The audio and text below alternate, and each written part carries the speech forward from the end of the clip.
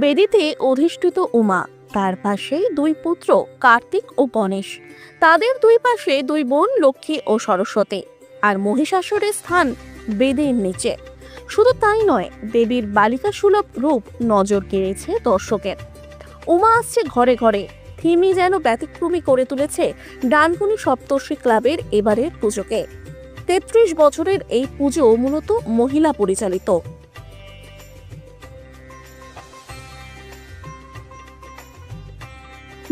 এই পুজো ডানকুনি সপ্তর্ষি পরিচালিত হলেও সিংহভাগ মানুষের কাছে পরিচিতি পেয়েছে ডানকুনির জলের ওপর পুজো নামেই। এদিকে মণ্ডপ সজ্জায় রয়েছে ব্যতিক্রমী চিত্র। জলের ওপর মণ্ডপ সজ্জিত করগেটেড শিট দিয়ে।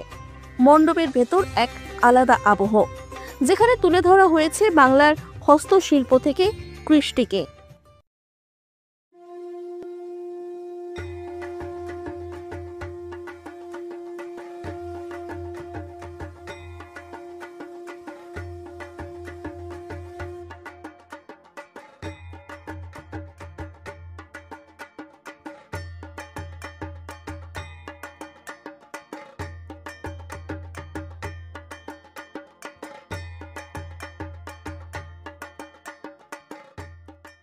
এবারে আমাদের থিম হচ্ছে উমা আসে ঘরে ঘরে।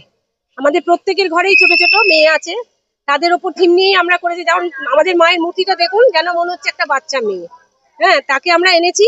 এবং আমাদের ঘরে যে মেয়েরা অত্যাচারিত হচ্ছে, এখন প্রত্যেকের ঘরে মেয়েরা বিভিন্নভাবে নির্যাতিত হচ্ছে, তাদের প্রতিকারের জন্য মেয়েদের আমরা এখন থেকে চাইছি যে তারা যেন প্রোটেকশন নিয়ে নিজেরা নিজেদের সুরক্ষার ব্যবস্থা করে। পাশাপাশি দেখছি মহিষাসুর সিংহ দুজন মায়ের বেদির নিচে। হ্যাঁ, এটা কি আপনাদের কোনো ভাবনা চিন্তা থেকে ছিল? এই যে মা যখন মোষকে বধ করলেন, মোষের মধ্যে থেকে তখন মহিষাসুর বেরিয়ে এলো। এবার সিংহটা কি করলো, সিংহটা এসে মহিষাসুরকে মারলো। এইটা আমাদের একটা কল্পনা আর কি, এই জন্য এরকম ভাবে করা হয়েছে। এটা ৩৩তম। প্রথমেই তো সকলকে শারদ শুভেচ্ছা, সকলে সেফলি পুজো কাটান এটুকুই বলবো। আর আমাদের মূলত জলের ওপরে যেহেতু পুজোটা হয়, আমাদের অতিরিক্ত নিরাপত্তা নিয়েই পুজোটা কাটাতে হয় প্রত্যেক বছরই। মানে এত মানুষের ঢল আসে, আমাদের যে ডানকুনির সপ্তর্ষি ক্লাব মানুষ খুব কম বলে, সবাই আমাদের এখানে মানে ডানকুনির জলের পুজো নামেই আমাদের পুজোটা পরিচিত। তো সেইভাবে যেহেতু জলের ওপরে স্ট্রাকচার করে এত মানুষকে আমরা গ্যাদার করতে পারি না, আমাদেরকে ধীরে ধীরে ভিড়টাকে সামলাতে হয়। তাতে আমাদের মহিলা সদস্যরাও সিকিউরিটির কাজ করে।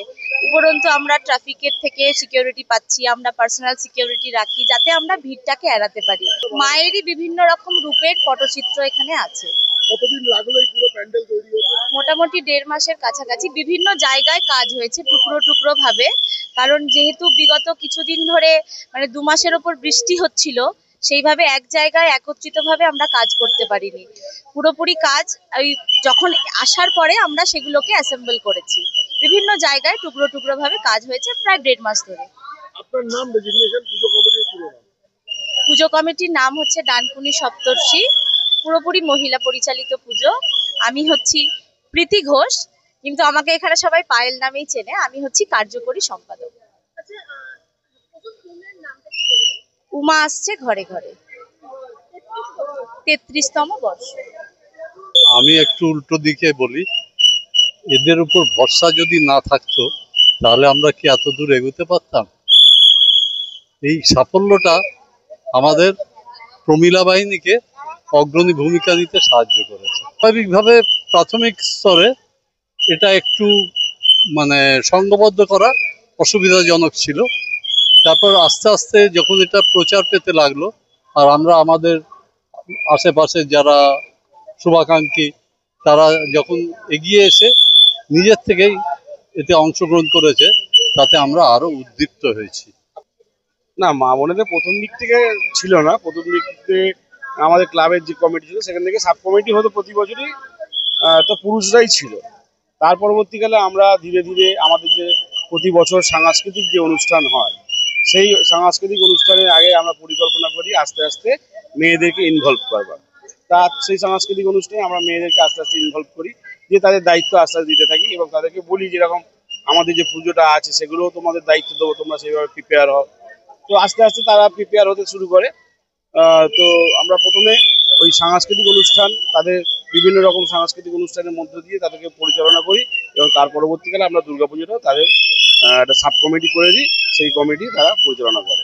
পাশাপাশি দেখতে পাচ্ছি যে মায়ের রূপ একদম এখানে ঘরের মেয়ে শান্ত রূপ এবং মাটির কাজ, পটচিত্র এবং বাইরে থেকেও পুরো একটি ওয়্যার হাউস টাইপের গেট আপ, মানে ভেতরে একরকম বাইরে আরেক রকম। এই ডুয়েল ডেকোরেশনের মানেটা কি? মানে দর্শক বাইরে একরকম ভাবতে ভেতরে ঢুকে আরেক রকম একটা অ্যাম্বিয়েন্স। প্রতি বছরই আমরা একটা চমক দেওয়ার চেষ্টা করি। আমাদের সীমিত ক্ষমতার মধ্যে, আমাদের বিশাল বাজেট থাকে না, তাহলেও সেই একটা পরিকল্পনা থাকে যে মানুষের একটা চমক দেওয়ার প্রত্যেকে, এবং মানুষেরও একটা চাহিদা থাকে জলের পুজো কি করছে না করছে সে একটা ব্যাপার থাকে। সেই দিক থেকে একটা চমক দেওয়ার আমরা চেষ্টা করি এবং প্রতি বছরই আমরা চেষ্টা করি যাতে বাইরে থেকে কিছু আমরা কোম্পানিকে নিয়ে আসতে পারি আমাদের স্পন্সরশিপ হিসাবে, বা প্রতি চেষ্টা করি। তো এবছরও আমরা সেই রকম চেষ্টা করেছিলাম, একটা প্রাইভেট কোম্পানির সাথে আমরা যুক্ত হয়েছি এবছর। তারাই বাইরের সাইডের যে আছে তাদের ওই শেডের বিজনেস, তো সেই শেডের দিয়েই তারা ওই বাইরের পোর্শনটা বানিয়েছে।